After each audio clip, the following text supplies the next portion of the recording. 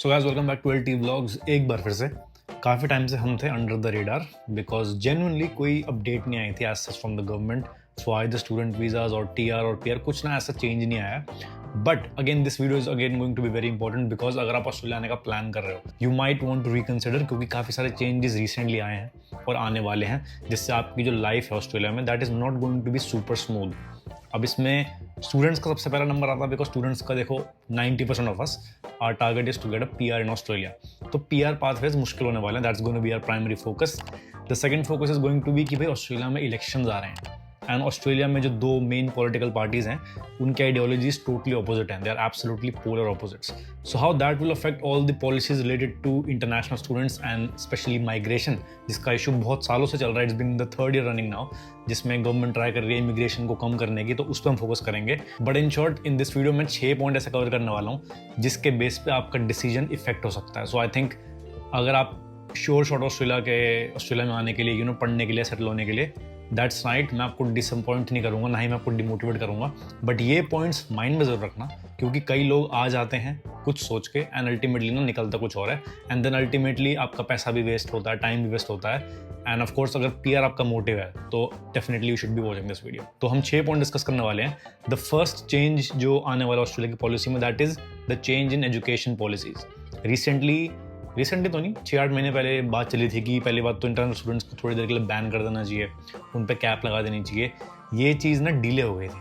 Of course it was declined in the parliament, but उसको decline करने का मतलब ये नहीं था कि भाई बात रफा दफा हो गई है। It's only been delayed till the elections. तो इलेक्शंस की बात हम आगे करेंगे, बट इन शॉर्ट जो पॉलिसीज़ में चेंज आए हैं, सबसे पहले तो स्ट्रिक्ट रूल्स होने वाले हैं और स्क्रूटिनी होने वाली है on universities and private colleges.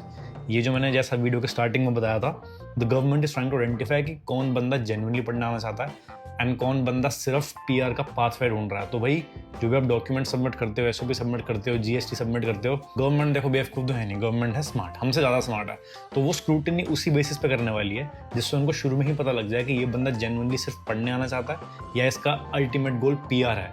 तो भाई students normally under normal circumstances education को एक टूल की तरह यूज़ करते थे, that this is going to be my pathway to PR. तो अगर आप यूनिवर्सिटी टारगेट कर रहे हो, specially grade 2 and grade 3 universities, अगर आप कॉलेज टारगेट कर रहे हो, तो उसमें पीआर का पाथवे आपके लिए मुश्किल होने वाला है because the scrutiny is going to be increased. इसका जो ब्लैक एंड व्हाइट डॉक्यूमेंट है वी आर एक्सपेक्टिंग कि इलेक्शंस के बाद आएगा। एंड इलेक्शंस भी क्या है कि भाई किसी को भी कंफर्म डेट नहीं पता है, बट एवरीबडी इज बिल्कुल कंट्री ना दो हिस्सों में डिवाइड हो रखी है, एक तरफ सोशलिस्ट साइड है और एक तरफ कंजर्वेटिव साइड है। बिल्कुल ऑस्ट्रेलिया में ऐसा ही चलता है। तो depending on which party wins what kind of decision they take, उसके बेस पे भाई काफ़ी सारे चेंजेस मिल सकते हैं हमें एजुकेशन पॉलिसीज के अंदर। तो अगर आपका लॉन्ग टर्म प्लान ऑस्ट्रेलिया में कि आपको 4 साल 5 साल 7 साल रुकना है till you get your PR, तो यू मस्ट कंसिडर कि अगर ये ऐसे कोई चेंजेस होते हैं तो वो आपको डायरेक्टली इफेक्ट करेंगे या नहीं, क्योंकि अगर वो आपको डायरेक्टली इफेक्ट करेंगे तो वे आपके पूरे प्लान में दरार पड़ सकती है, your plan can be delayed and हो सकता है आपके लिए सेलिंग इतनी स्मूथ ना हो। दूसरे पॉइंट में हम डिस्कस कर लेते हैं, that is student visa caps equals to fewer opportunities. तो भाई जब से बॉर्डर खुले हैं late 2021 and the first half of 2022, student visas के जो नंबर है वो कंसिस्टेंटली डिक्लाइन पे है। Now we don't know the exact percentage कि भाई कितना डिक्लाइन है, बट डिक्लाइन इसलिए नहीं है कि लोग अप्लाई नहीं कर रहे, डिक्लाइन इसलिए है कि उनको अपॉर्चुनिटीज कम मिल रही हैं because there are so many students applying और जो एक्सेप्टेंस रेट है वो काफ़ी नीचे चला गया है। तो इसका उल्टा अगर मैं आपको बताऊं तो जो वीज़ा का रिजेक्शन रेट है वो काफ़ी हाई हो गया है। इसका रीज़न भाई सरल सा है, first they want to target their migration. जो इन्होंने खुली माइग्रेशन की है बॉर्डर खुलने के बाद, उनको ये कम करना चाहते हैं because that has created a lot of pressure on the housing system. Economy थोड़ी कोलैप्स हो रही है, collapse is actually wrong word, but हर बंदा स्ट्रगल कर रहा है even though the employment rate is really low, the unemployment rate is really low. Actual में लोग कम पैसा कमा रहे हैं जितना वो कोविड से पहले कमा रहे थे, तो that is one of the major reasons. तो कैप लगाने की जो बात हुई थी, अगर आप कैप लगा देते हो दैट मीन्स जो भी टोटल पूल ऑफ स्टूडेंट्स था उसमें अपॉर्चुनिटीज काफी कम लोगों को मिलेंगी और कॉम्पिटिशन आपका बढ़ जाएगा। क्योंकि पहले अगर 5 लाख स्टूडेंट आ रहे थे तो 5 लाख में कंपटीशन कम था, रादर देन अगर सिर्फ 2,70,000 स्टूडेंट आएंगे तो competition will be greater, the rules will be stricter and बहुत ही कम लोगों को एक्चुअली में अपॉर्चुनिटी मिली जाएगी ऑस्ट्रेलिया में आके पढ़ाई करने की। और खासकर अगर आप नॉन क्रिटिकल सेक्टर्स में हो, I don't know if you are aware और नॉट, बट रिसेंटली जो भी MLTSSL लिस्ट होती है which is medium to long term skill shortage list, उसमें ना स्किल्स के बेस पे डिवाइड कर दिया गया है। तो स्किल 1 स्किल 2 स्किल 3 के बेस पे उसमें डिवाइड किया गया and which is really different from the system पहले होता था। जैसे पहले शेफ्स को और डिसेबिलिटी वर्कर्स को बहुत हाई वैल्यू दी जाती थी, आजकल उनको स्किल 3 में डाल दिया गया है। ऑन दी कॉन्ट्री आईटी को इतनी पहले इंपॉर्टेंस नहीं दी जाती थी, मैनेजमेंट को इतनी इंपॉर्टेंस नहीं दी जाती थी, और बिजनेस एनालिस्ट वगैरह को नहीं दी जाती थी। इन सब को स्किल 1 में कर दिया गया। तो डिपेंडिंग आप कौन सी इंडस्ट्री में जा रहे हो उसके बेस पे भी आपका स्टूडेंट वीज़ा बहुत इफेक्ट होने वाला है। इफ़ दे थिंक यार इस इंडस्ट्री में ऑलरेडी काफ़ी स्टूडेंट्स हैं और पीआर ऑलरेडी बहुत टफ है, तो भाई नेचुरल सी बात है आपका वीज़ा एक्सेप्ट नहीं होगा, बिकॉज जर्नी बंदे की स्टूडेंट वीज़ा से स्टार्ट होती है। स्टूडेंट वीज़ा आप लोगे, आप पढ़ाई करोगे, पोस्ट स्टडी वर्क वीज़ा पे जाओगे, and then ultimately PR apply करोगे। तो ये पूरी ना एक चेन रिएक्शन क्रिएट कर देती है। तो अगर आप एक ऐसी इंडस्ट्री में जा रहे हो जहाँ पे डिमांड कम है या फिर वो हाई स्किल में नहीं आती, तो भाई चांसेस आर कि आपको वीज़ा नहीं मिलेगा, and that again contributes to fewer opportunities.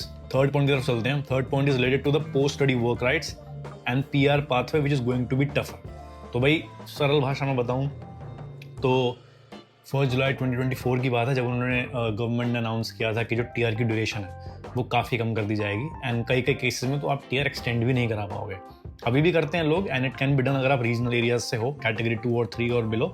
इसको हम किसी और वीडियो में टारगेट करेंगे, but in short strict rules बनने वाले हैं और भी ज़्यादा फॉर टीआर, क्योंकि सबको पता है कि यार हम पढ़ाई करेंगे, टीआर लेंगे, हमारा अगर गोल अल्टीमेटली पीआर का है, तो भाई कितने लोग टीआर अप्लाई करते हैं, सबको तो पीआर वो दे नहीं सकते। मतलब ऑलमोस्ट 500,000 बच्चे आते हैं ऑस्ट्रेलिया में, and they all get a TR because that's a mandatory thing. And अगर आप एक्सपेक्ट करोगे कि सबको पीआर मिल जाएगा, तो भाई ऐसा बिल्कुल भी नहीं। That's why they have to be a certain criteria. अगर आप उसमें फॉलो करते हो तो ही आप एलिजिबल हो पीआर के लिए।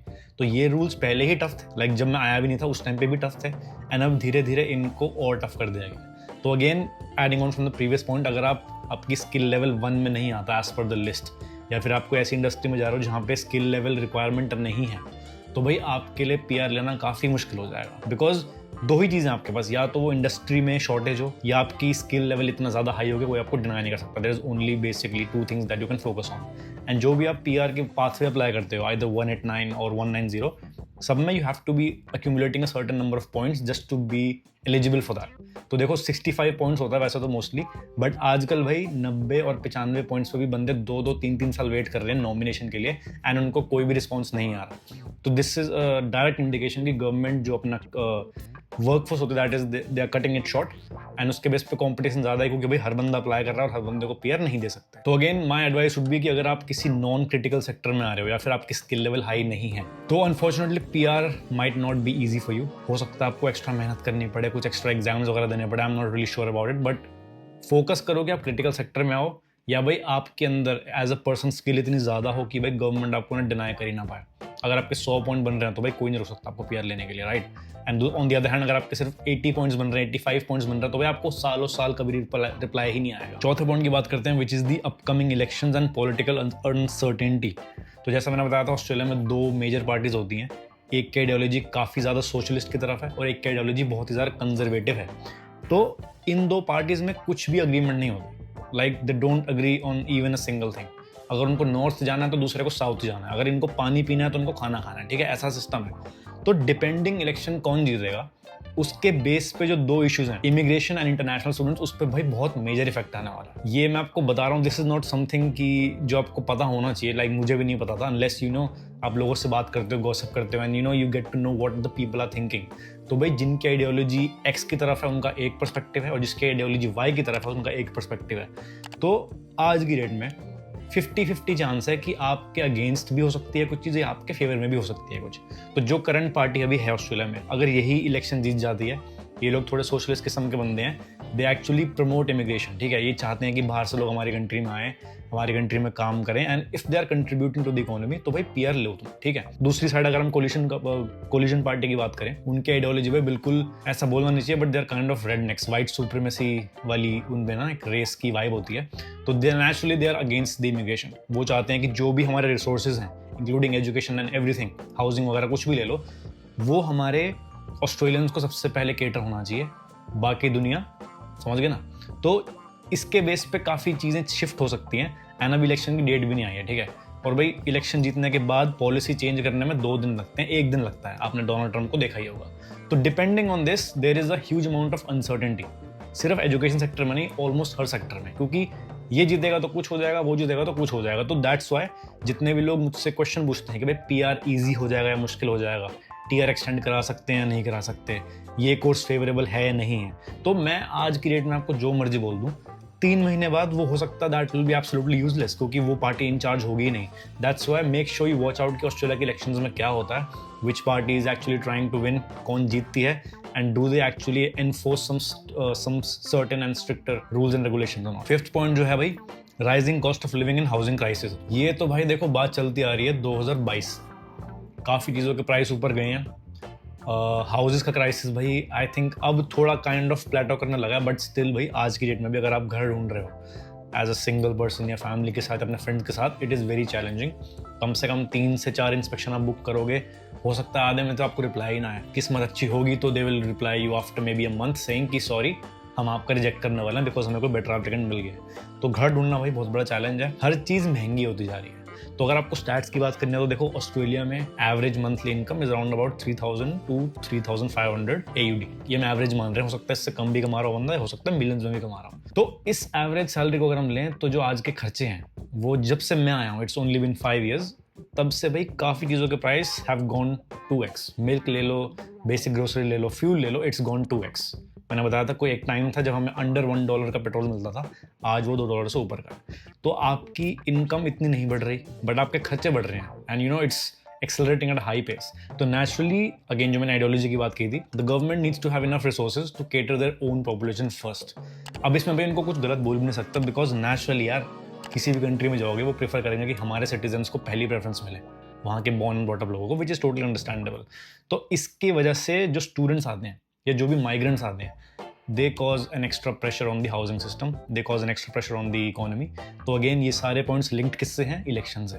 जो पार्टी जीतेगी they might be introducing some new laws, some new strict laws जो शायद आपके फेवर में हो, शायद आपके फेवर में ना हो. So this is also one of those points. 6th point की बात कर लेते हैं भाई, immigration crackdown and deputation risks. कुछ दिन पहले की बात है, आई थिंक इंस्टाग्राम पे काफ़ी एक रील वायरल हो रही थी जिसमें काफ़ी बंदों को डिपोर्ट कर दिया गया था because they were earning a lot of money, tax भी फाइल नहीं था एंड वो घंटों की लिमिट काफ़ी ज़्यादा एक्सीड कर चुके थे. ये तो मतलब मैंने फर्स्ट हैंड देखा हुआ है कि भाई जो इमिग्रेशन का क्रैकडाउन है और डेपोटेशन रिस्क है वो भाई काफ़ी ज़्यादा बढ़ चुका है. कोविड में कोई पूछता नहीं था कि आप 50 घंटे काम कर रहे हो, 70 घंटे काम कर रहे हो, इवन तो अगर आप TFN पे भी काम कर रहे हो ना तो भी कोई चक्कर नहीं था, क्योंकि देखो ABN पे जब आप काम करते हो 90% ऑफ द केसेस में you don't get a pay slip.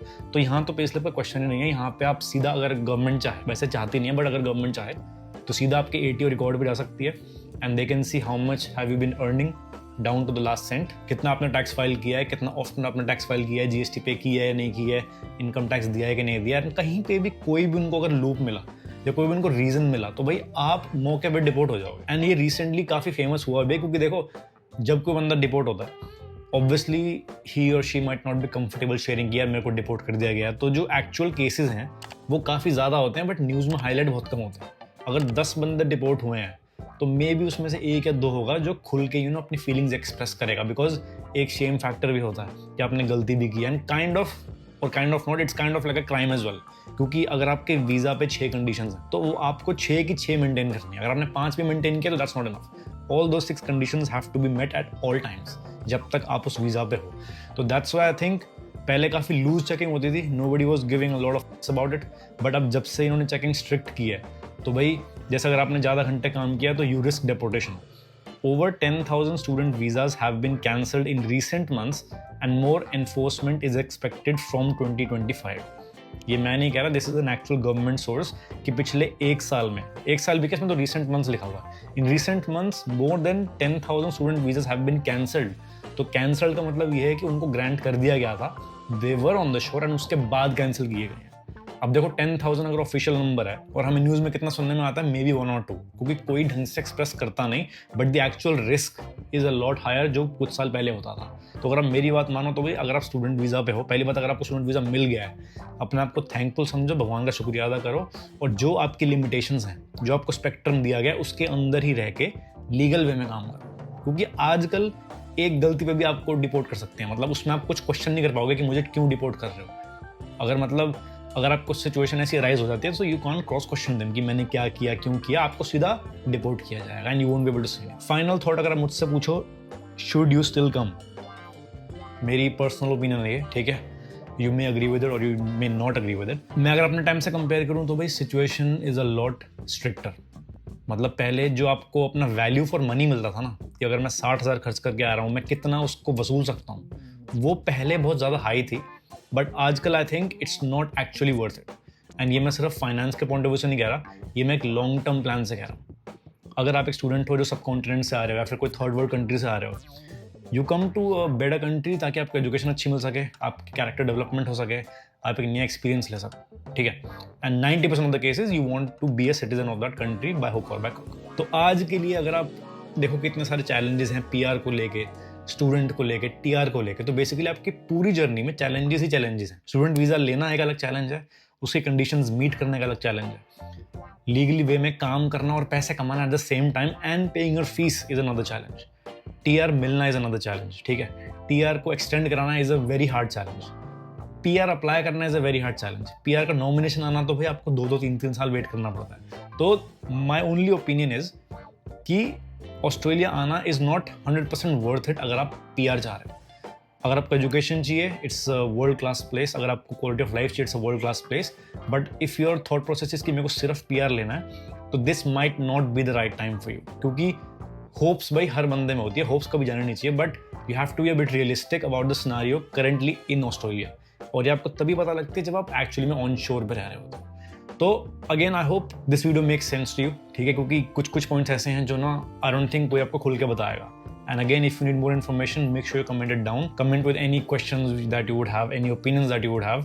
And we are planning 2 new videos on regional areas. क्योंकि भाई regional areas recently काफ़ी ज़्यादा profitable माने गए हैं, not just monetarily, but अगर आपको अपना PR path पे accelerate करना है और आपको अपने chances high करने हैं. So we'll be talking about regional areas in the next upcoming videos. Make sure you stay tuned in the end and I'll see you in the next one.